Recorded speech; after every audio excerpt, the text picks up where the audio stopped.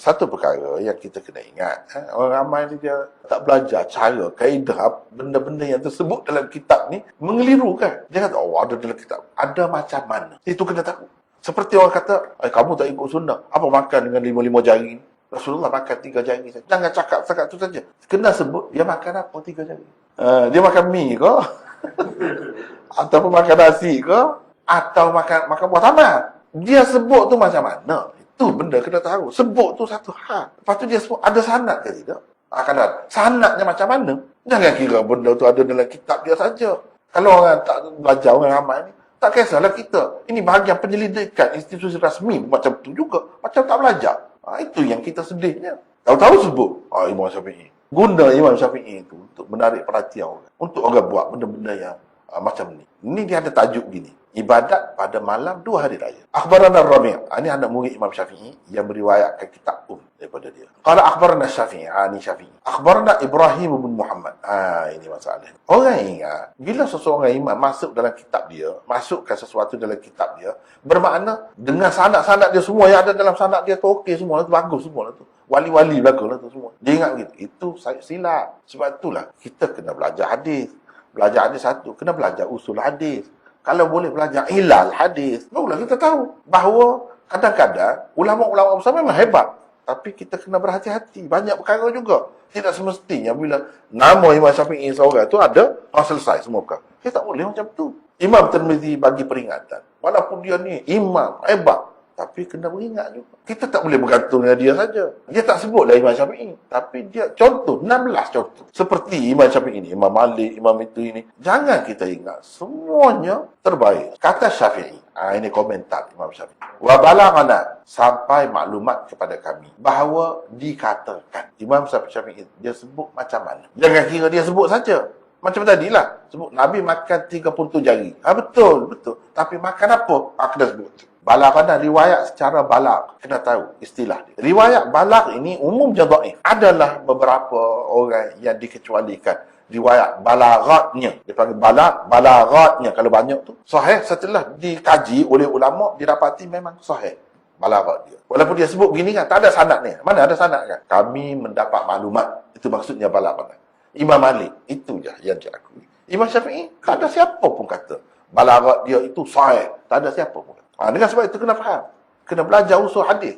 Ulum hadis. Satu. Yang kedua, annahu yuqal. Dikatakan. Sirah tamrid ini mengisyaratkan kepada sesuatu yang dhaif. Yuqalu, dikatakan. Qila, dikatakan. Dzukira, yuzkaru, yuhka, dan sebagainya.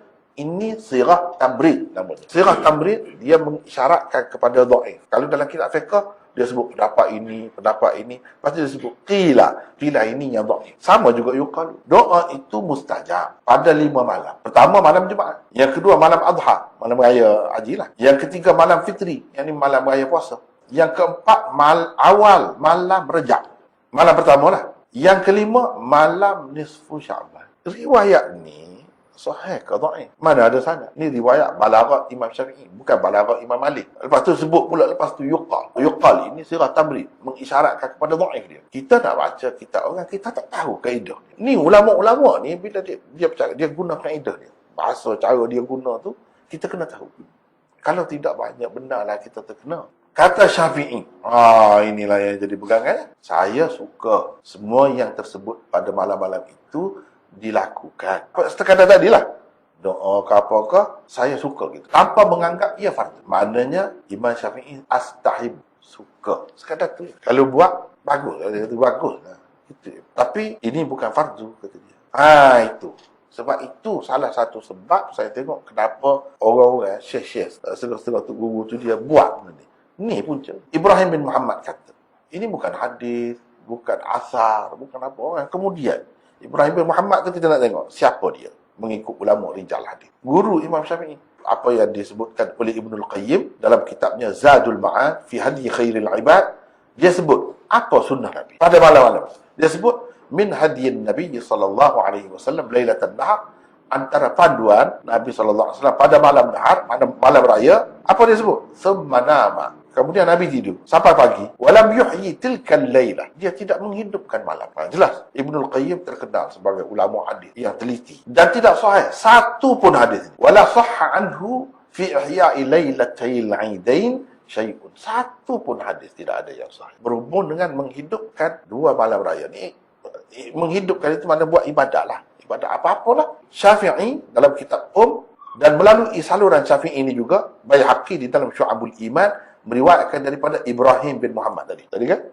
Daripada Ibrahim bin Muhammad. Pengarang berkata, Ibrahim bin Muhammad bin Abi Yahya al-Aslami al-Madani, yang Imam Syafi'i ambil daripada dia hadis tadi, taraku hadithahu. Ulama-ulama rijal tak pakai hadis dia. Siapa kata? Malik bin Anas, Yahya bin Sa'id, Ibnu Ma'in kata huwa kadzab. Dia pendusta besar. Maknanya riwayat dia maudhu' juga seperti riwayat Ubadah bin As-Samit tadi. Yahya bin Sa'id berkata, aku tidak bersaksi terhadap sesiapa pun bahawa dia pendusta besar kecuali terhadap Ibrahim bin Abi Yahya. Ini Ibrahim bin Muhammad. Dan seorang lagi Mahdi bin Hilal. Sesungguhnya aku bersaksi bahawa mereka berdua ni memang pendusta besar. Apa begitu? Sanggup bersaksi. Saksi itu maksudnya dengan nama Allah. Aku yakin dia ni pendusta besar. Siapa? Yang kita nak baca dalam kitab Ilal, Ali bin Abdullah selalu tanya Yahya bin Sa'id. Yahya bin Sa'id ni imam jad yang ta'dil. Kalau kita tak pakai dia, kita nak pakai siapa? Kalau kita kata dalam Imam Syafi'i, itulah yang kena tahu. Nak baca tu kena tahu. Yang kita baca saja. Orang lain kumpulkan hadis saja. Imam Syafi'i, orang tu, orang ni kumpulkan hadis. Yang menentukan hadis tu, kita nak hukum dhaif ke, maudhu' ke apa ke, kita kena pakai orang ni. Ini ahli dianya. Malik bin Anas kata, laisa bi thiqah. Dia tidak thiqah. Wala fi dini. Dan tidak boleh dipercayai agama dia pun. Ahmad bin Hanbal dan Bukhari berkata, qad tarakan nasu hadithahu. Orang ramai, maksudnya ulama-ulama hadis dari sini tak pakai hadis, tinggal hadis. Nasa'i, Ali bin Al-Junaid, Al-Azdi, Daraqutni kata matru, ni perawi yang tidak dipakai hadis. Cuba tengok berapa ramai. Jadi kita tahulah hakikat apa yang ada dalam kitab Syafi'i tadi. Walaupun ada sanad, yang tak ada sanad hanya balagha. Itu pun yuqal dengan sigat tamrid. Syafi'i walaupun meriwayatkan daripada dia, sebenarnya Syafi'i ini bersama dia semasa budak-budak. Dan Syafi'i hafal sesuatu daripada dia. Bila Syafi'i pergi ke Mesir, segala yang dia ingat dia masuk ke dalam kitab dia. Itu semua. Itu cerita. Dan kalau mengikut pengarang ini, dia kata, bagi Syafi'i pun dia tidaklah siqah juga. Sebab Syafi'i ni kan anak murid Malik. Takkanlah dia tak tahu Imam Malik sampai katakan tak. Dan Imam Syafi'i kata, dia ni qadari. Qadari ni Mu'tazilah lah, tak percaya kepada takdir lah. Walam yakun yakdzib. Tapi Syafi'i tidak menganggap dia sampai berdusta. Boleh jadi Syafi'i tak tahu. Itulah kita boleh kata. Dia tidak sampai ke situ. Tapi dia pun bukan berpandangan baik sangat. Ibnu Hibban kata dia ni qadari jahmi. Dua masalah. Ini masalah bid'ah akidah ni. Bukan bid'ah amalan. Bid'ah akidah ni berat. Wa kana yakdzibu ma'a dzalik. Di samping itu Ibnu Hibban kata dia berdusta pula. Jadi kalau Imam Syafi'i kata dia tidak berdusta, mana Imam Syafi'i tak tahu orang lain berapa ramai lagi kata dia dusta. Ibnu Hibban yang lembut tu pun kata dia dusta juga. Apa hakikatnya riwayat? Yang sebab itu kalau kita kaji,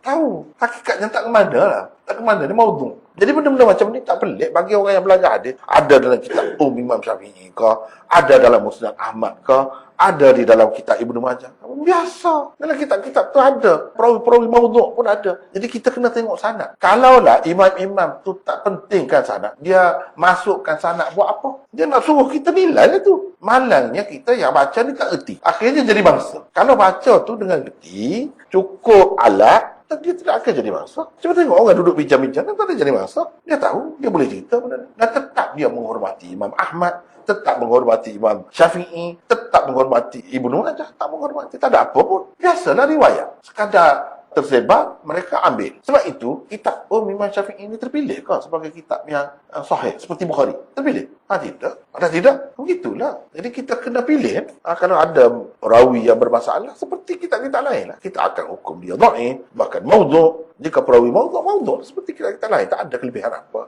Biasa, sama seperti kitab lain. Sepatutnya begitu. Kesimpulannya, hadis ini maudhu'. Kadang-kadang orang yang belajar agama, orang-orang alim lah, orang sebut orang alim, ustaz-ustaz ni, dia tidak berdosa dengan sebab pergi buat maksiat-maksiat biasa seperti orang lain. Dia berdosa, dia mengajar tu. Situ dia berdosa besar. Dia jadi fasik di situ. Bila melakukan dosa besar, sering melakukan dosa besar, dia jadi fasik. Itu hukumnya. Jadi fasik sambil-sambil mengajar. Kita semua ni nak bersih, nak suci, nak cari yang terbaik. Tiba-tiba duduk sebar yang macam ni pula. Semata-mata kerana ada dalam kitab tu, kitab ni. Tak boleh begitu. Mudah-mudahan kita bertaubatlah semua. Semua kita bertaubat. Saya pun ada salah. Orang tu pun ada salah. Semua ada salah. Taubatlah. Berhentilah. Benda ni dia akui dah dosa besar. Semua akui. Kalau Imamul Haramain dia kata jadi kafir, kena mengucap. Kalau sedar, dengar sedar. Jadi orang-orang yang reka, dia takkan dia tak sedar, dia sendiri reka. Kita nak percaya kepada orang macam ni?